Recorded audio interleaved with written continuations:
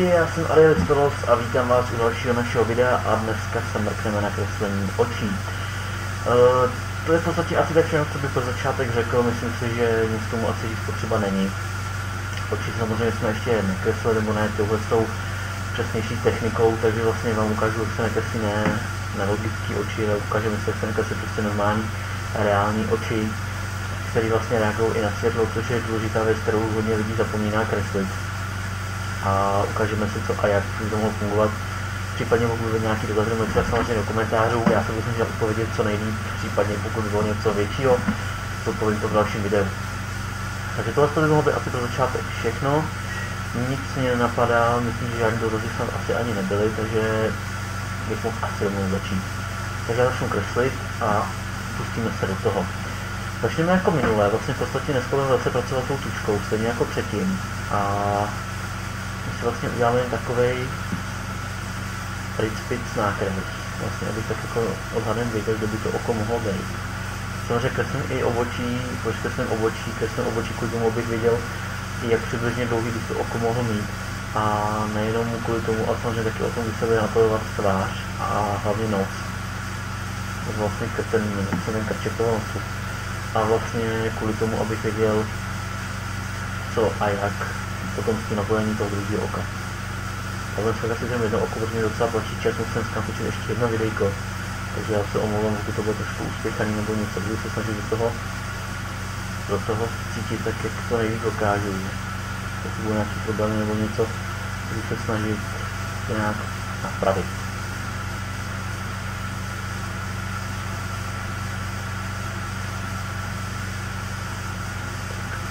Vidíte, co tím oku jako nevypadá nějak extravádně. Není to nic speciálního.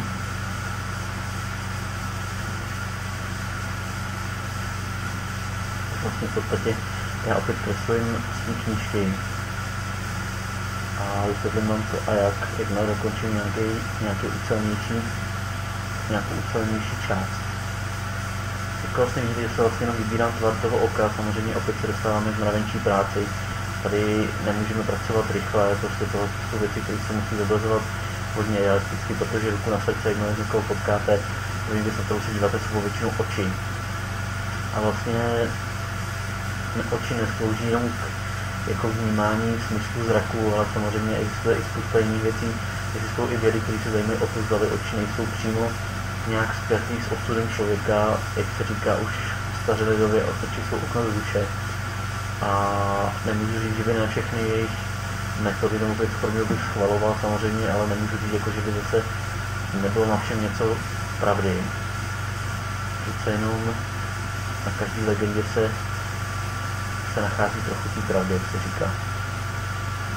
Tak. Já to přece jenom asi trochu natočím. Myslím si, že nakreslil možná zbytečně moc. Myslím, že zbytečně moc nakreslil takhle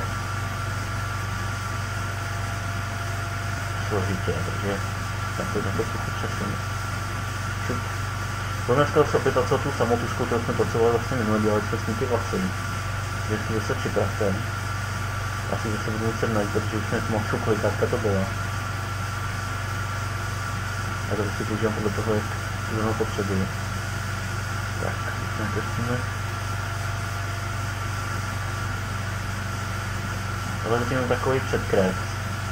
Nemusíte se toho nějak zatím extra bát, samozřejmě jako finální kresba už se o toho předkresu moc lišit nebude, tady v podstatě jenom o to, aby tam ukázal, že ten předkres je důležitá věc.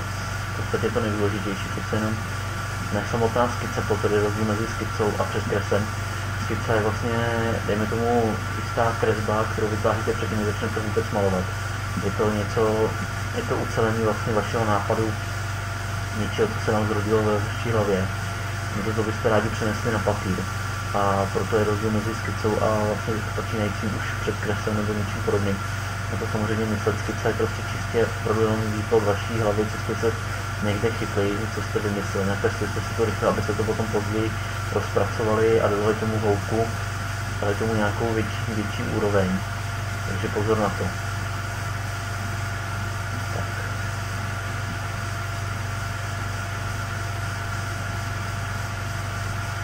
Nezapomeňte na to, ruka musí být v klidu, musí být odpočatá, netlačte na ní zbytečně, nehoňte ji zbytečně, pokud budete mít pocit, během kreslení budete mít pocit nějaký bolesti nebo křeče nebo něčeho podobného, okamžitě přestaňte, uvolněte ruku, nestrácejte myšlenku, to je důležitý, myslete pořád na to, co jste chtěli původně zakreslit, co jste měli na mysli, no to samozřejmě pořád myslete, nicméně ruku nechte trochu odpočinout, máte ruku jenom jednu a byla by škoda, kdybyste o ní hned přišli, takže ruku nechte klidně odpočívat. Já se o to obočí jsem tak dělal zbytečně blízko, nečekal jsem, že to byl až takhle vejš, takže to obočí nebudeme vnímat. Protože to je stejně jenom předkres, takže tady to nevadí. Budu postupovat.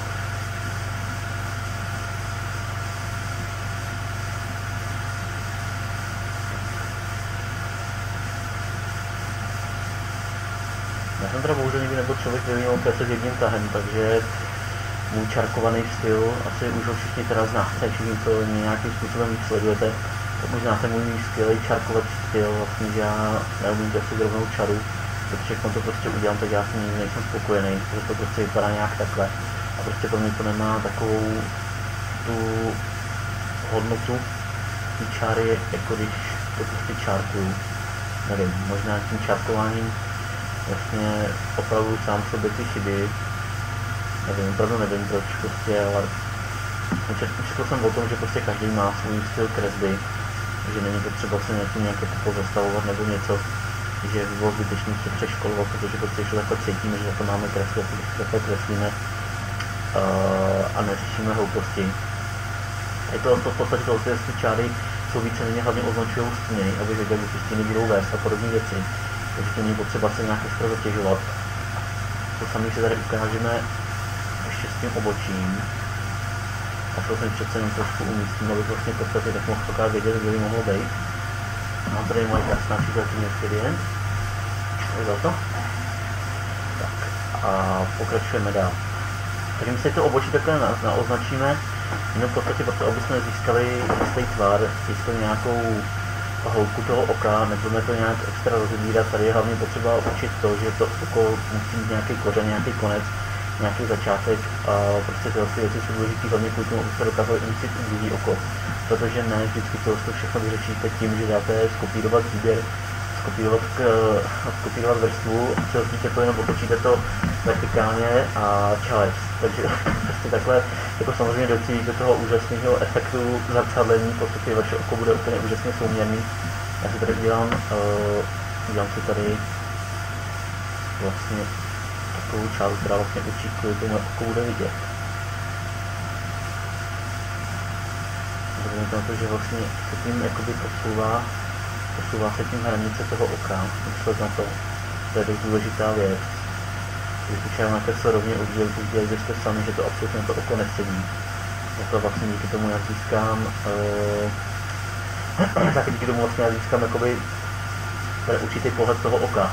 Prostě co se to vysvětluje, nicméně pokud to budete používat, je to jako stejný jako u kreslení, přestože jsou nějaký postavy nebo něco podobně, si děláte tu kostru.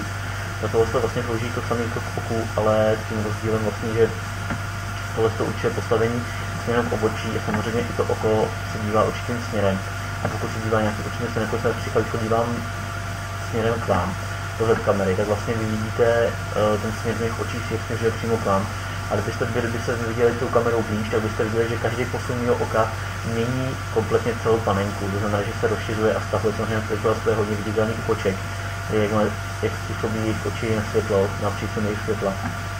Takže tady ta věc je samozřejmě u člověka, když naše oči nejsou takhle jako vycvičené, nejsou tak rozsáhlý do toho spektra toho světla, aby jsme dokázali vidět jako kočky, nebo využívat toho z posledního zbytkového světla, jako vidí kočky. Takže naše oči jsou ale v tom taky dost zajímavé, nezapomeňte na ostiny, podobné věci, nebo vlastně ty oči jsou takový zvláštní, kompletně sami v sobě, nejenom tím tvarem, samozřejmě i vzhledem a podobné věci. A není to tak jednoduchý, jak se to zdá. No vlastně nakreslit ty oči není tak jednoduchá kapitola sama o sobě. Já si teda to oko, já si to trošku stávám do hranice, tak. Teď to oko si teda nakreslím asi přibližně, jak budu potřebovat. Vzpomeňte na to, že oko, ať chcete nebo nechcete, se jedná téměř o dokonalou kružnici. Takže se snažte o tu kružnici vytvořit. Samozřejmě takhle detailní záběr oka by se měl brát právě jako dokonalá kružnice, přece jenom vlastně my se snažíme zaměřit na nějaký určitý obrázek přímo jakoby z toho předního hledí, což znamená, že na to oko se bude zaměřovat hlavně, nebo bude součástí a hlavně v podstatě prioritou tohohle obrázku. Proto jenom to oko by mělo být důležitější, přednější a hlavně by mělo být, jakoby, dá se říct, srdcový nebo hlavní náplní tohohle obrázku. Myslet na ten obrázek tím způsobem odpoutává tu mysl od toho logického myšlení a je potřeba, abyste na tyhle věci mysleli právě při tom kreslení, protože vlastně vy potřebujete mít tu hlavu prázdnou, ale zároveň se soustředit na ten obrázek. Přece jenom ten obrázek se sám od sebe nenakreslí a vaše příčiny u toho obrázku musí být. Tohle kreslení má vycházet z vás, nikoli z vaší hlavy. Nicméně, protože se mi pořád lidi ptají na určitý věci ohledně toho kreslení, například, že se takhle někdy naučí kreslit nebo něco podobného, je potřeba se znova zopakovat. Tohle není něco, co se dá naučit. Když vám to teďko asi zní jako hloupost, řeknete si prostě to dělat, to dělat prostě věci. Já vás to neučím, vy to kreslení v sobě máte, všichni od sobě máme, protože jako malí jsme kreslili. I když jsme přetahovali, vykreslovali jsme medvídka půl nebo něco podobného, všechny tyhle věci prostě v nás zůstaly, ale prostě postupem času člověk, jak dospívá, začne být sám v sobě víc a víc kritický. A vlastně si naráží se mu chtě nechtě jeho vlastní sebevědomí. Je to sice smutná věc, nicméně bohužel je to pravdivá věc, protože vlastně člověk ztrácí postupem času sebevědomí víc a víc, protože se dostává do křížku ve škole, vlastně dostává se do křížku v různých dalších a dalších věcech. A když vám to třeba takhle nepřijde, nejsou to věci, které si budete pamatovat. Jsou to věci, které zůstanou uložené ve vaší příšek, kterou máte ve vaší hlavě a ona se odráží ve vašich určitých činech. Dejme tomu, člověk, který bude utlačovaný, bude třeba, dejme tomu, nechci být, dejme tomu, já nevím, bude obětí šikany na základní škole, tak vlastně dospělostí se z toho z části dostane, ale to bude uložení ve své hlavě. Je to sice zrovna příklad, že ten člověk asi bude myslet dost často, bude to přece jenom pořád trápit v hlavě, ale důležitá věc na tom je, že ta šikana se vlastně nevyřeší, dokud ten člověk s tím nějak sobě sám psychicky nehne. To je vlastně takovýhle blok, který vlastně člověk vytvoří mozkově nějakou určitou zábranu nebo něco podobného, tak tomu se samozřejmě říká psychický blok a vytváří se u lidí, kteří mají nějakou psychickou vadu nebo něco, mají prostě problémy třeba hodně mývají často nějaký holky nebo ženský, který zažili znásilnění a prostě ten psychický blok je třeba bránit tomu, aby si užíval normální milování, normální sexuální život s nějakým normálním člověkem. A ten blok máte samozřejmě i vy ve své hlavě, ale týká se kreslení. A prostě ten blok vám říká, podívej se na to, takhle ta židle nevypadá, nakreslil to úplně hrozně, takže to takhle prostě není, nikdy taková ale nebude, prostě nakreslil to na hovno, pardon, ten slovník, a měli si to vzdát, čau. A vy si řeknete ve svý hlavě, jo, super, takže jsem to podělal, tohle je konec, prostě já jdu. Jenže vaše myšlenky, tyhle věci to všechno ovládá právě, že ta levá mozková hemisféra, ta logická část, která řekne, židle má 4 nohy, židle má opěradlo a židle má sedadlo. Tyhle 4 věci, těch 6 částí židle, prostě jsou označeny tou logickou stránkou a vy okamžitě víte, že jí máš jednat takhle, protože z toho blbýho opěradla vede sedadlo, z toho sedadla vedou 4 kusy, což jsou nohy a ta židle. Když před vás postavil, dejme tomu, stoličku, která má jednu nohu, že položím před vás, řeknu tohle je židle. Tak řeknete ne, to je stolička, a řeknu ne, to je židle. Prostě, kdybyste se se mnou hádali, že to je židle, já bych vám řekl, že to je stolička, a já bych vám řekl, že to je židle.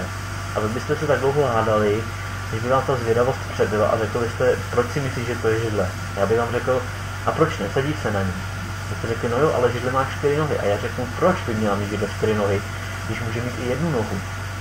To slovo židle označuje něco, co jsme my vytvořili, ale neoznačuje to něco, co si spojíme s něčím. Prostě ta logická část vám spojí židli automaticky s výtvorem prostě sedadla se 4 nohama a opěradlem, což je špatně. Vy vlastně nekreslíte tu židli tak, jak je před vámi. Vy tu židli kreslíte tak, jak vy ji vidíte ve své hlavě. A když se já podívám na člověka, který je například tlustý, protože já sám nejsem zrovna hubený člověk, a podívám se na člověka, který je tlustý, tak mi prostě nepřipadá mi, že je tlustý, protože já sám jsem takový jako tlustý. A prostě nepřijde mi to. Řeknu fajn, tak je tlustý, mě to je jedno, že jo. Já člověka nesoudím podle toho, jak vypadá. ale soudit i toho člověka soudí podle toho, jak vypadá. A to je zase zpátky vlastně ten pohled na toho člověka. I když se to možná zdá trošku krutější, ten pohled je pro každého z nás individuální. To znamená, že každý z nás vidí člověka úplně jinak. A tahle věc už je právě díky vaší představivosti, díky vaší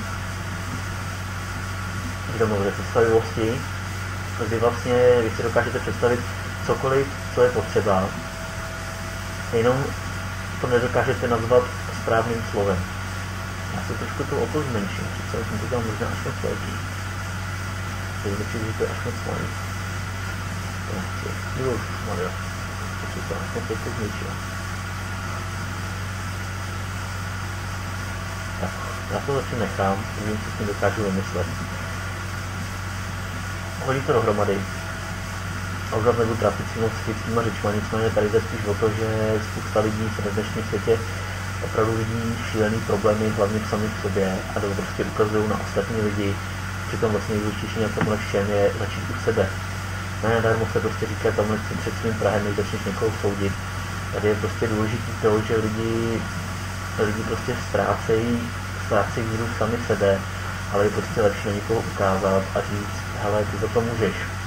Tady jde o to, že prostě lidi už nejsou tak, dá se říct, čistí, jako byli prostě kdysi, kdy vlastně stačilo, že lidi stali za sebou, protože se to prostě o nich očekávalo a nikdo jiný nečekal jiný výsledek. Dneska prostě budete stát v davu a někdo řekne, tak jeden z vás ať předstoupí a pomluví před těma všema. A říkám vám, že minimálně 95% ruku nezvedne. Je to prostě daný tím, že člověk automaticky ztrácí prostě tu svoji samostatnost, jakmile je v davu a prostě už se necítí tak výjimečně. Tohle je prostě to špatně. Ta sebedůvěra samozřejmě nesmí být přehnaná, a ta sebedůvěra sama v sebe je prostě důležitá věc. Právě jako takovéhle věci. Já se to oko ještě upravím, já jsem to udělal moc rozšíření, než jsem původně chtěl. Tak. Takhle asi přibližně. Takže ono vlastně se potom člověk dostává ručičku sám ze sebou. Já vám to ještě vysvětlím, až se dostanu k tomu oku, protože já tady furt melu a málo kreslím. Jo, pardon, nekreslím, špatný vrstvy. Tak, ještě jednu vrstvu a jdeme.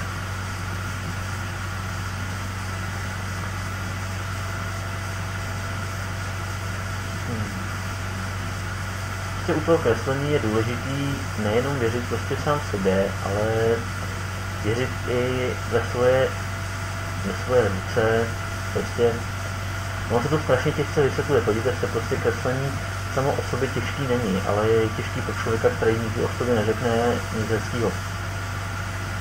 Prostě sebedůvěra, podobné věci, to člověku chybí dneska úplně šíleně moc a prostě možná je to právě potom, jak jsme se o tom bavili, že jsem jako větší, že jsem takový tlouštík, větší a prostě díky tomu asi prostě je mi ukradí to, co mě lidi myslej, je mi to v podstatě úplně jedno. Já samozřejmě nikoho nesoudím nebo něco podobného, pokud bych neříkal, že ne, nebo jo. A prostě rád si každýho vyslechnu, mám rád cizí názory, když se neposlouchá, když někdo mluví, rád si ho vyslechnu, ale prostě nejsem takový ty člověka, který mi prostě řekne, hele, jsi pustý, já řeknu, tak jsem, no. Prostě jsou lidi, kteří by řekli, no je to špatně, a jsou lidi, kteří by řekli, je to jeho věc. Říkám, tohle je prostě individuální myšlenka každého z nás a bylo by špatně prostě říct, že to je dobře, nebo že to je špatný. Takovéhle věci, takovéhle myšlenky prostě dokážou člověka rozpoložit. Jsou lidi, kteří prostě řeknete, ale že jsi hloupej a on to samo bude do krve hádat, že prostě hloupej není. Když mu prostě stačilo říct, no, tak to může být v podstatě jedno, že jo, když jsem pro tebe hloupej, tak se mu prostě nebav. Čau. A prostě takovéhle jsou věci, které takovéhle lidi v životě neřeknou. A budou se prostě do krve hádat, protože nechtějí sami sobě přiznat, že prostě jsou nějaký a že se to někomu nelíbí, tak to prostě nemusí vůbec řešit, jo. No pokud jsem tohle jako, samozřejmě já už vám teďko své názory vnucovat nebudu, já jenom jsem chtěl jako to všechno říct, protože ač nedá se tak opravdu těch komentářů, těch zpráv na Skypeu, podobné věci, těch je tam opravdu strašně moc, kdy se lidi tohle to píšou. O té sebedůvěře, o tom všem, prostě, hele, ahoj, chtěl bych kreslit jako ty, nemám na to a podobné věci, to je prostě, je to pokles. je to pokles vaší vlastní osobnosti, jako neříkám, že to je špatně, samozřejmě, že ne, každý člověk si musí projít nějakým vývojem, ale prostě sami tím sebe vlastně jakoby přede mnou schazujete zbytečně, proč byste mě předtím jako, proč?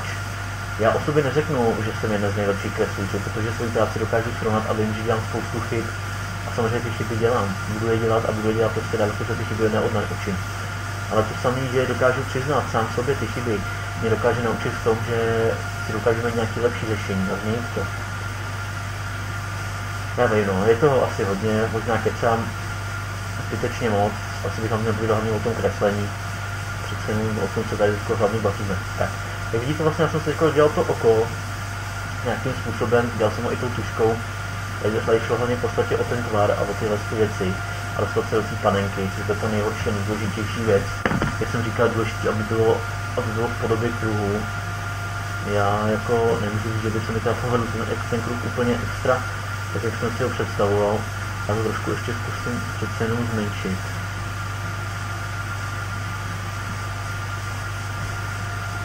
To se mi strašně do toho svítí. Tak. Tak, nakreslíme panenku. Samozřejmě to bude taky trochu menší, když jsme zmenšili oko.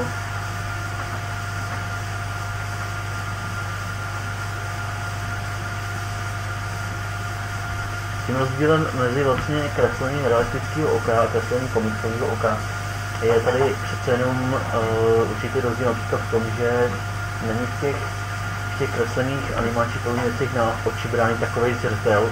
Například, když se vezmete čistou fantazii, nebo vlastně američané tomu říkají vysoká fantazii, je to pan Presto nebo něco podobného, kde vlastně ty oči, když se podíváte nějaký kresby, jsou vykreslený dost realisticky. Když například srovnám s anime, kde vlastně jsou oči přes půlku hlavy, nebo vlastně ty věci jsou čistě opravdu, mění se kulturu od kultury a je potřeba zjistit, co vám samotným sedne. Ta realistická kresba se samozřejmě zaměřuje v podstatě přímo na kresbu portrétu, něčeho podobného, ale i u těch věcí samozřejmě je potřeba ty oči kreslit tak, jak realisticky mají vypadat, což znamená vlastně, že se musíte dívat.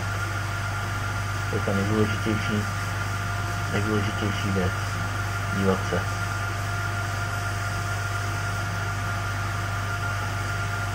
A se tady nějakým způsobem nějak nedaří dostat se do toho správného, tak jak bych potřeboval.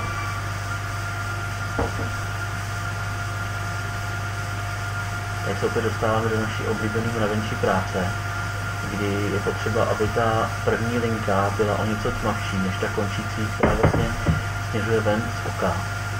To znamená, že u panenky bude ta čára, tak vlastně ten startovní dotyk tušky mnohem silnější, než bude to dokončení té čáry.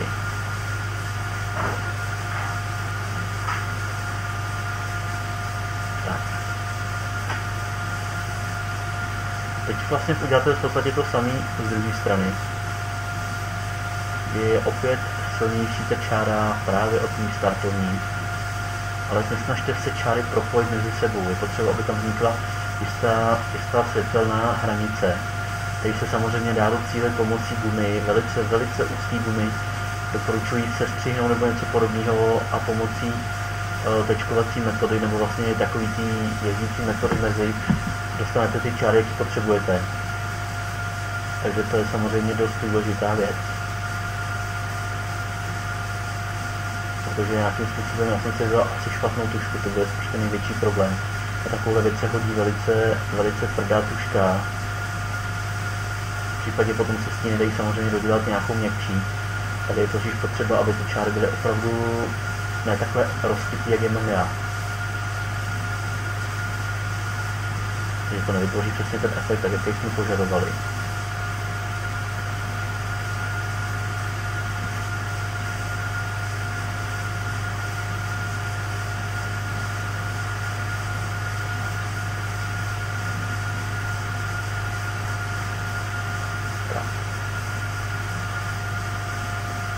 Samozřejmě je potřeba zkoušet, ale já jsem to opravdu udělal špatně. Tam musí být ta světelná clona mezi tím, takže já si vezmu gumu, trošku tu gumu upravíme. Tak. Máme zbytečně silnou. Tak, tady to máme. Takže guma. Ubereme. Aha, to se nedá udělat už menší ta guma. A tady už to jde. Velice uzoučkou tu gumu. Můžeme si dát i trošku měkčí, dáme ji tak na 40%, uložíme to. A já tady mám na svém tabletu takovou speciální kolonku, která vlastně slouží na precizní mod, kdy se vlastně využije určitý prostor a vytváří se takováhle speciální vlastně kolonka, ve který je ten precizní mod, ve kterém můžete pracovat a vytvářet ten určitý stín. Okamžitě vidíte, že já tam vložím tu gumu, tak ten nádech toho oka začne působit úplně jinak. Ta mezera mezi těma očima vytváří dojem toho vlastně té třídimenznosti, říkám to asi, a vlastně to oko získá okamžitě nádech prostě úplně něčeho jiného. Tahle ta mezera, ta světelná mezera, ta tam opravdu mezi tom oku je, můžete si ji všimnout, pokud například pojete přes zrcadlo, rozsvítíte si světlo a aby to světlo se dotýkalo vlastně zorniček vašich očí a vytvářelo ten dojem a uvidíte sami na vlastní oči, že tam opravdu tohleto světlo je. Samozřejmě myslíte na to, že v určitý moment, nebo ten precizní mod, že na určitý moment, nebo v určitém místě je to světlo i daleko větší než obyčejně. Já tady ještě musím dokreslit panenku. Na tohle si vezmu tu tušku sakryš. Ne, to není ona. Tady je ona, myslím. Tak. Teď je potřeba důležitá věc u těchto těch očí. Pokud si takovýhle oko, je potřeba zjistit, odkud dopadá přesně světlo. Já to světlo umístím takhle, protože vlastně to světlo působí na mě z téhle strany, protože já tady mám lampičku. Takže vlastně já to světlo umístím tak, jako by bylo tady uvnitř. Dám to světlo sem. Tak. Čím blíže světlu, tím je slabší samozřejmě ta část. Myslím na to důležitá věc. Opět si zapnu ten precizní mod. A to samé světlo, a to jsem to podělal, vrátíme se zpátky, tak, zpátky gumu, precizní mod, a vlastně to světlo, ten určitý dopad toho světla, je samozřejmě i tady. Můžu udělat blbost, protože vlastně jsem do špatný vrstvy, tak ještě jednou, takže precizní mod, ten dopad toho světla jde i tady.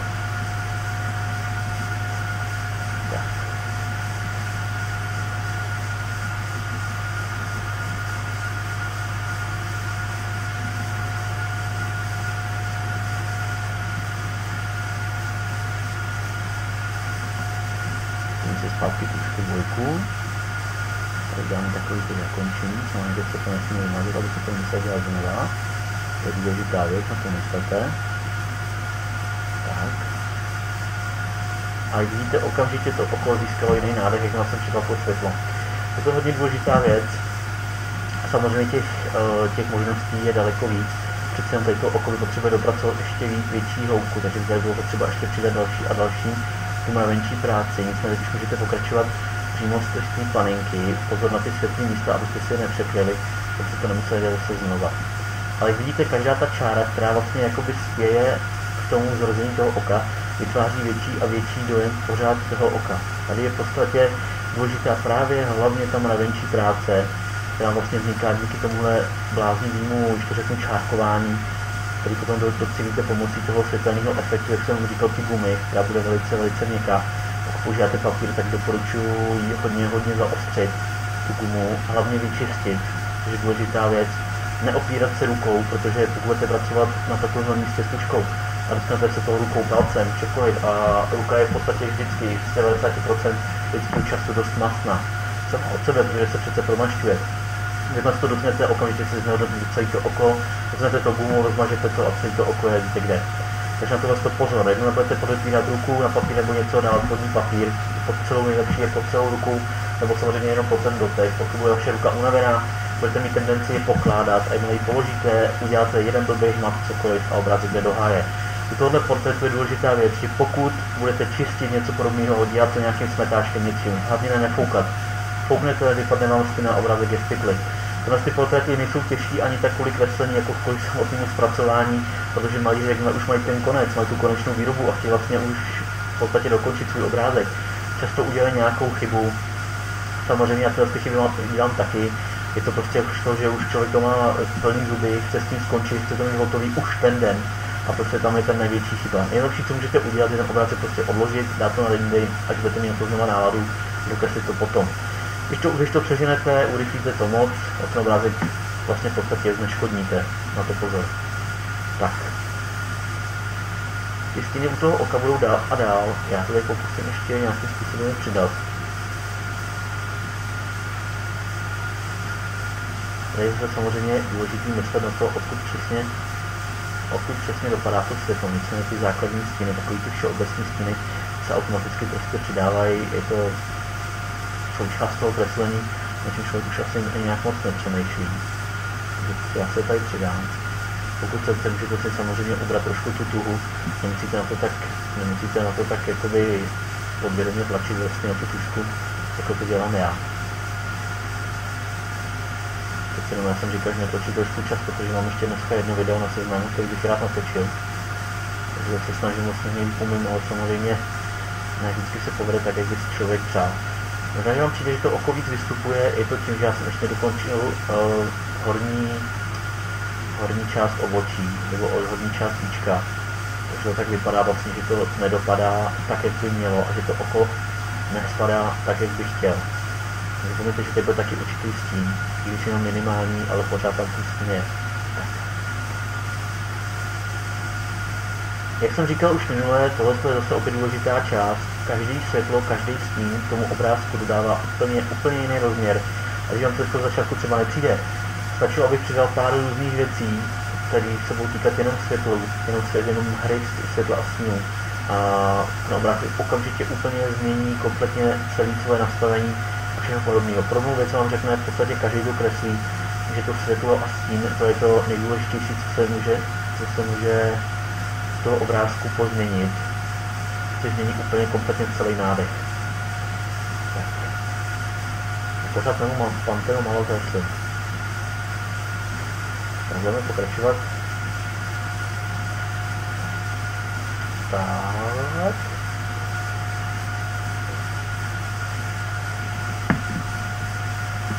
Vlastně teďko v podstatě, když tak vezmete kreslení 32 minut, a za 32 minut budu nakreslit panenku, část jednoho oka, nicméně to není ani tak vystínovaný, jak bych si přál. A ani to zornička není taková, jak bych si přál. Přeci jenom tady to bude daleko tmavší. Takže vlastně já si dám takhle jenom náznak stínu, okamžitě vidíte, jenom jsem takhle naznačil trochu ten stín a to oko okamžitě změnilo prostě dopad. Dost důležitá věc, jo? Že se dostáváme zpátky k tomu, co jsem říkal, s tím světle a stíny. Když jsem dám gumu, můžu tady tohle trošku vysvětlit, aby oko ztratilo to určitou tmavost. Přece jenom tady na téhle části oka není tak silný ten dopad toho stínu, aby tady byl potřeba takhle silný ten stín, takže klidně to tady můžete trošku ubrat.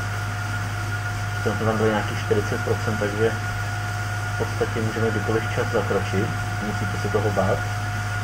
Tak. A okamžitě se působí zase samozřejmě trošku jinak. Když budete chtít, můžete si trošku ty síly přidat, řekněme 70%, že to nebezpečný, za pozor. Takhle. Tak tohle už je to opravdu hodně nebezpečný. Tam je to zpátky na těch 40.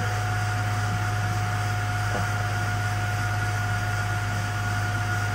Ale hlavně pozor, ať zase to oko nezanikne v tom. A to pozor, to se stalo například mě. To oko nesmí zaniknout, ten tvar toho oka nesmí zaniknout, jo? Na ten výsledek. Tak. Vlastně je důležité, aby ta čára nebyla tak strašně výrazná na místě, kam nedopadá. Já něco blbě, všechno to nekreslím. Ne, nedělám, málo, jsem na to tlačil, tak. Takže je v podstatě důležité, aby ta stalenka úplně kompletně nezmizela tak, aby nebyla úplně výrazná, aby nezmizel ten kompletní tvar toho oka. Důležitá věc.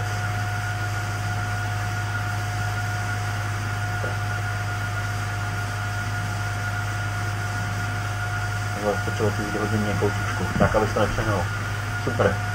Dostávali jsme se trochu dál, já jsem to dělal nějakým způsobem, tak jak bych si to představil, tak bych trošku toho světla přidal, přece jsem tam dal trošku moc. Nevadí, pokračujeme dál, přece nás trošku tlačí ten čas. Podívat je teďko důležitý, kde kvůli jakým směrem vlastně bude působit růst řasů. A to je důležitá věc, protože samozřejmě každá ta řasa sama o sobě už dodala tomu oku určitý objem, takže je to potřeba na to dost myslet. Tak se to pustíme.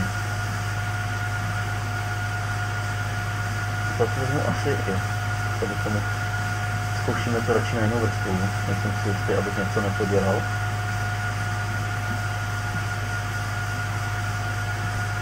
Není špatný začínat od konce.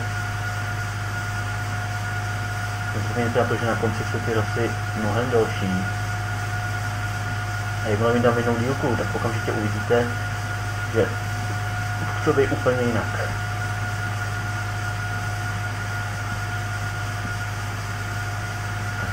Důležitá věc u tohle kreslení těch řasů je to, že pokud kreslíte řasu, začínejte od téhle linky, to znamená vlastně od toho víčka směrem tím, jak roste a obloučkem nahoru.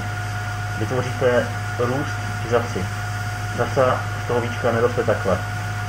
Jo? Řasa roste do obloučku. To je důležitý. Spousta lidí kreslí řasy takhle. Nazdar.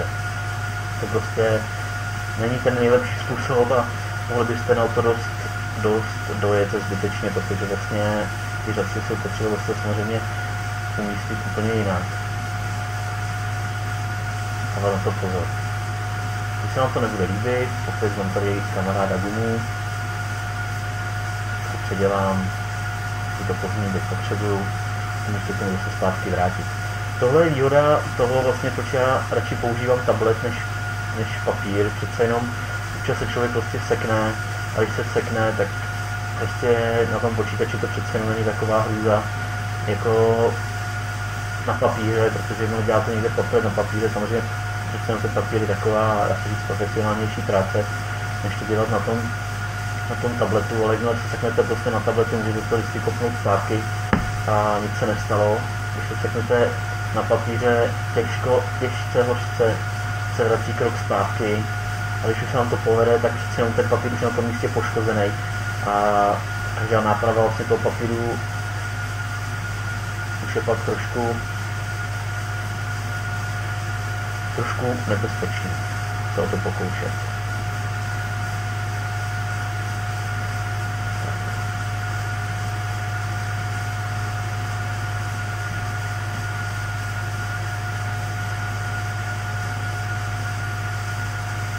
Víte, že jakmile ty řasy natočím trošku víc, tak už bude jasný, že se jedná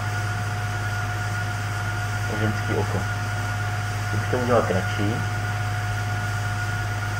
tak jsem to udělal zbytečně, zavinul dlouhý, jsem takové. Nezapomeňte, že vlastně ty řasy jsou jakoby stupňovitě, to znamená, že od kratší po delší a pořád myslíte na ten tvar, protože mi ten tvar tady nějakým způsobem uniká. To říkám hlavně i sám sobě, nejenom vám. Tak. Na tohle přece jenom mám asi měkkou tušku na ty řasy. Na tohle přehodnící bylo asi nejvíc. Asi dvojka, tak přibližně dvojka, může být. Tak. Pokračujeme dál.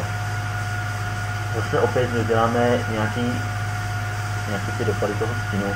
Přece jenom to víčko už je okamžitě o něčím jiným, jak na tomu dáme ženský nádech, protože ženy si rádi dělají tady tohle ty části oka tmavý.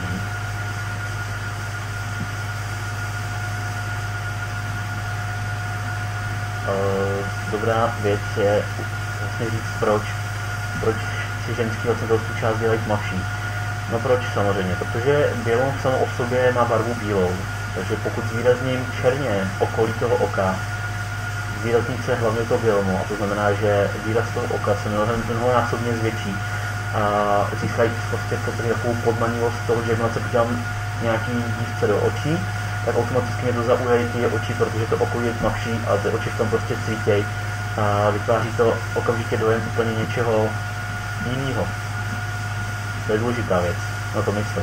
Pokud se nekreslí, tak proč se do králíků.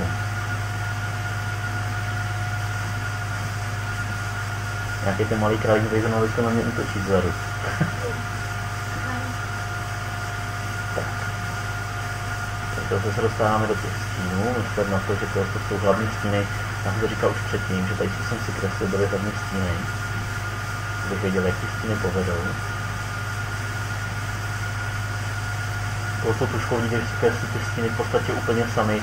Já jenom tvořím jakoby určitý, jak to říct anglicky, angle, určitý náklon toho, jak potřebuju ty stíny jakoby vyhodit, a ta tuška si je sama už jakoby svým způsobem vykreslí. Já jenom určuju tlak, přítlak a tím přítlakem vlastně určuju světlost těch stínů. To v podstatě slouží mě samotnému jenom k tomu, abych si tak nějak udělal vlastní ukázku toho, jak bych ty stíny hádal, nebo jak bych je tam vlastně nakreslil vlastní představivosti. Samozřejmě tady tohle část, když už kreslím to oko, vybarvuju, to už samozřejmě z knihy není, pozor na to, jo, to už kreslím sám od sebe, jenom ten základní přeskres byl z té knihy. To znamená, že když tam to všechno pryč, tak tohle to bylo z té knížky, tady ten zbytek už je můj. Takže tohle stíny, ty věci jsou všechny ode mě. Nevím, jestli vám to pomůže nebo ne, nicméně tady jde spíš o to, abyste věděli, že tohle je spíš moje práce, tudíž abyste neobviňovali nějakou knížku za to, že kreslí něco jinak, než vám to tady ukazuju. Jenom říkám prostě, tak, když to kreslím vlastní hlavy. Důležitá věc při tom kreslení je samozřejmě hlavně paměť, protože přece jenom hodně věcí nám jako lidem zůstává v hlavě. A jedna z těch věcí, která právě zůstává v hlavě, jsou vzpomínky. A díky vzpomínkám na něco dokážete vytvořit, vymyslet, vám dost pomůže při tom kreslení těch očí. Tak. Já už obočí dělat pořádně nebudu, nicméně jenom to tady takhle naznačím. Pokud si obočí hodně trhají, takže tady je v podstatě hodně úzký to obočí. Tak, tohle je ode mě dneska všechno. Já vás se s vámi loučím, doufám, že vám to jako oko stačilo, že se vám oko líbilo. Kdyby byly nějaký dotazy, cokoliv, samozřejmě jsem na Skypeu, máte tam odkaz pod videem. Samozřejmě i na webové stránky, mohli se tam podívat, já to dost často aktivizuju, když ne já, tak moje přítelkyně, co se děje, byl třeba rozlítý počítač, že může konečně zase zpátky. Nicméně důležitý je, že se občas na to podívat není na škodu. Takže se mějte krásně, já se s vámi loučím, přeju vám krásný zbytek večera, uvidíme se v podstatě za chvilku u dalšího videa. Takže se mějte krásně, ahoj lidičky, ahoj. Já jsem to precizní moc, takhle. Ne? Takhle? Jo. Takhle.